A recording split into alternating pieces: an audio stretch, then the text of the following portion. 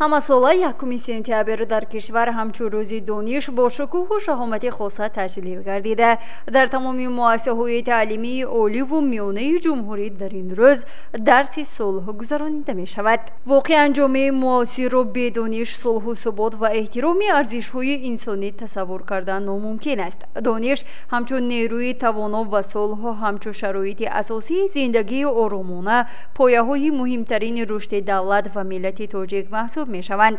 ҳамасола дар саросари тоҷикистон чӣ тавре гуфтем рӯзи дониш ва дарси сулҳ таҷлил мегардад ки ин на танҳо оғози соли нави таҳсил балки ибтидои маънавии як марҳилаи нав дар ҳаёти наврасон ва ҷавонони мамлакат мебошад.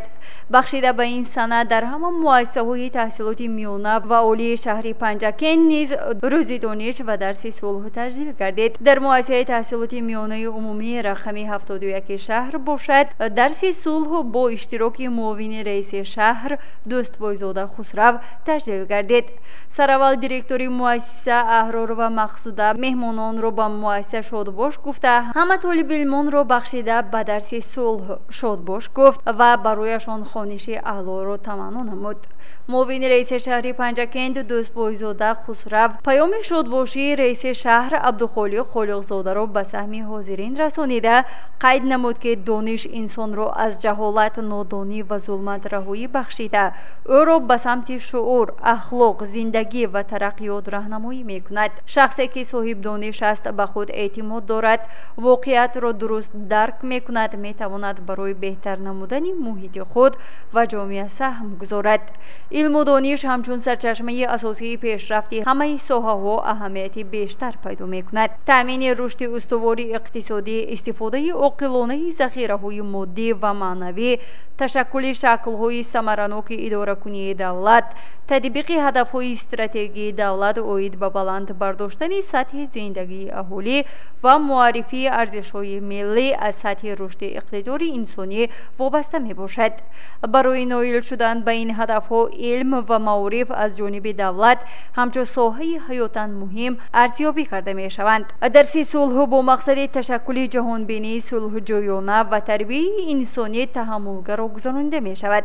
ҳадафи он шинос намудани хонандагон бо арзишҳои сулҳ ва оромӣ, тарбия кардани ҳисси масъулиятшиносӣ ва ватандӯстӣ, мустаҳкам намудани дӯстию ҳамбастагӣ байни миллатҳо, афзун намудани маърифати сиёсӣ ва фарҳангии насли наврасу ҷавон ва баланд бардоштани қадри истиқлол ва ваҳдати миллӣ мебошад. ҳама он дӯстрояконе ки имрӯз қадамҳои нахустини худро ба мактаб мегузоштанд бо чунин шеърҳои зебо ба ҳамсолони худ рӯзи донишро шодбош гуфтанд.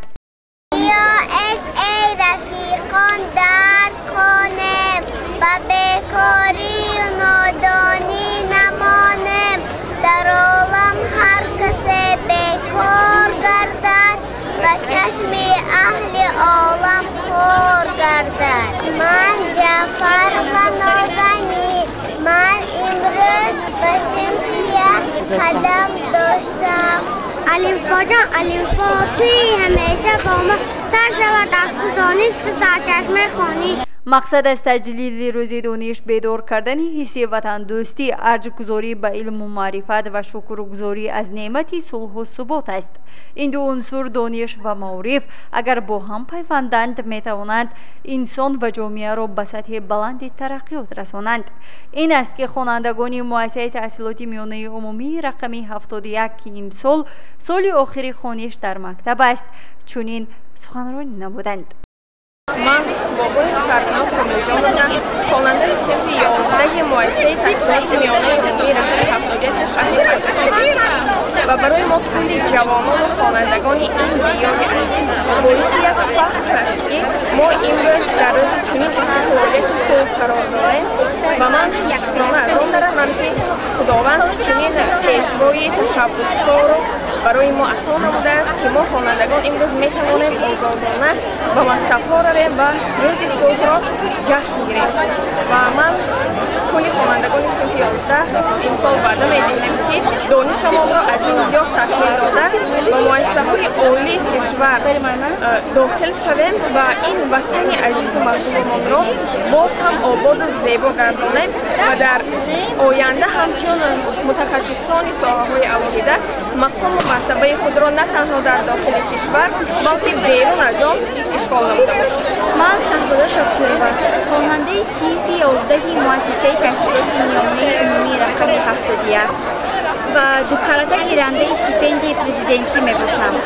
ҳамаи шуморо бо имтиёзи иди сулҳ табрику таҳният гуфта ва ҳамаи шумо хоҳиши хубу аълоро таманно дорам. президенти ҷумҳурии тоҷикистон муҳтарам эмомалӣ раҳмон таҷлили рӯзи донишро дар оғози соли хуниш яке аз анъанаҳои неки даврони соҳибистиқлолӣ, тантанаву бузургдошти саводу дониш ва хираду маърифати мардуми кӯҳанбунёди тоҷик маънидод намуданд.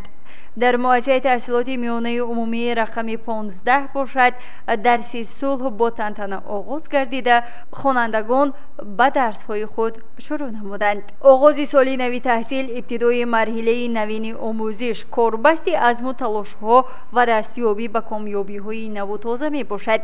дарси сулҳи тоҷикон бо ибораи «ман ба шумо сулҳ меоварами» президенти ҷумҳурии тоҷикистон муҳтарам эмомалӣ раҳмон рабт дорад ки давлат ба истиқлол, ваҳдат, дӯстӣ, худшиносиву ҳамдигарфаҳмӣ ва сулҳу суботи комил расидааст. хеле рамзист ки дар фазои бошукӯҳи идона ифтихор аз музаффарият, рушди бемайлони соҳаҳои мухталифи хоҷагии халқи мамлакат, омодагиҳои рӯҳафзо ва фараҳмандӣ аз корҳои созандагию бунёдкорӣ оғоз меёбанд. дарси сулҳ ва рӯзи дониш бошад дар дигар муассисаҳои таҳсилоти миёнаи олӣ ва дарси сулҳ ва рӯзи дониш дар дигар муассисаҳои таҳсилоти миёнаи умумӣ ва олии шаҳри Панҷакент бо тантана таҷлил гардид ки ҳамкорони мо ин мавзӯъро пайгирӣ намуданд.